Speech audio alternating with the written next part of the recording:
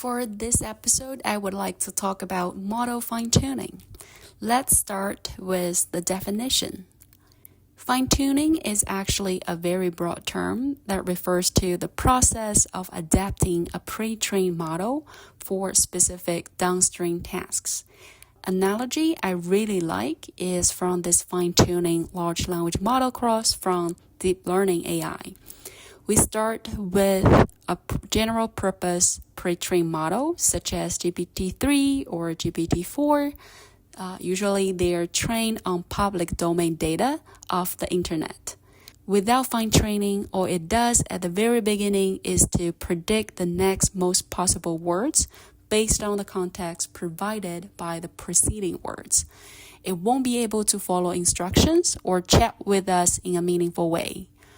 But through the fine-tuning process, we train this base model on domain-specific dataset that are relevant to the tasks we want the model to perform, so that we elevate this general-purpose model to specialize in a very specific tasks. For example, ChatGPT was fine-tuned based on GPT-3 model using conversational data, so that the fine-tuned model is able to engage in meaningful conversations with end users.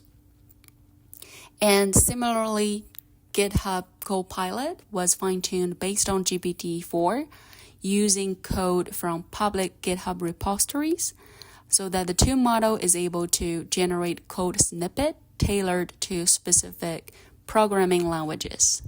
This general purpose model is like a general practitioner in medicine, providing a wide range of services. But through fine-tuning, we transform this general practitioner into a specialist, such as a cardiologist or dermatologist. Compared to the general practitioner, the major difference is that this specialist will go through additional training or education to develop expertise in particular areas such as cardiology or dermatology. Just like the fine-tuned model will be further trained on highly focused and specialized dataset relevant to a very specific task or business domain. That's the definition of fine-tuning.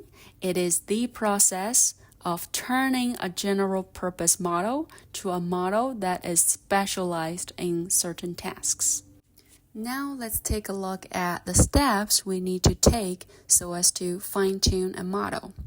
First thing first, we need to prepare the dataset for the fine-tuning process.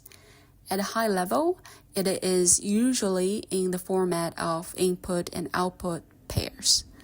Then with this dataset, we will tune the model, and there are so many different techniques you can use to fine-tune a model. And based on how many parameters will be updated in the tuning process, there are two major groups.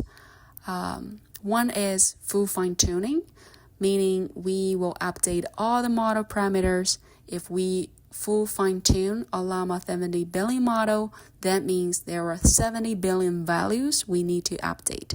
That's why usually it's quite compute intensive and it comes with a relatively high memory requirements. And you will need more data to do a full fine-tuning. That's why it's quite expensive to do full fine-tuning.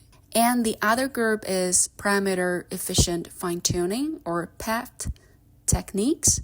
With this PEFT techniques, only a small set of model parameters will be updated in the tuning process instead of all the model parameters. As a result, PEFT is quite popular as it significantly reduces the computational and storage cost. For example, if you have one A100 GPU with 80 GB memory and 64 GB of CPU RAM, with same dataset, if you want to do a full fine-tuning, you can only tune a small model with 3 billion parameters. And if you want to full fine-tune a larger model, then you will get the out-of-memory error. But with PEFT techniques, you will be able to fine-tune larger models And even for the same model, you can see from this chart here, the memory footprint is much, much smaller than full fine-tuning. So PEFT lowers the memory requirements for model fine-tuning, but at the same time, it will achieve comparable performance compared to full fine-tuning. That's what makes it so compelling when it comes to model fine-tuning. And there are so many tuning techniques that are falling into the PEFT category. And some of the popular ones you might hear often, something like prompt tuning, which is a method that will not touch the model weights, but introduce something called soft prompts. And this prompt comes with their own parameters and will be optimized based on the tuning data. Then the tuned soft prompt will be inserted at the beginning of the input sequence, and this new input combining the soft prompt and the user input will be sent to the same model for generation. And LoRA is another popular technique, if not the most popular one. The idea is really interesting. With LoRA, instead of updating the model weights directly, it keeps track of the changes to the model weights. The model weight change matrix is decomposed into two smaller metrics that contains trainable parameters. So if you look at this diagram here, the blue square is the weights of the pre-trained model. We won't touch it during the training process, but what gets trained and updated is the weights of these two smaller metrics, A and B. And compared to the number of original model weights, the number of parameters we will train and update is really, really small number. And the product of A and B is the change of the model weights that needs to be applied to the original model weights for better model performance in the downstream tasks. So that's why you can see that after the training, we add this change to the original model weights. That's how we got a new model with better performance in the target task, but in the process, we have much less parameters to tune and much less compute and memory requirements as compared to full fine-tuning. QLoRA, which is an even more memory efficient version of LoRA, that it applies 4-bit quantization with LoRA to further reduce the hardware requirements. These are some of the popular tuning methods you can use for the tuning step. And after we tune the model, we need to evaluate the performance of our tuned model. That's how we know if it is good enough for our tasks at hand, or we need to go through more iterations of this process to further improve the model performance.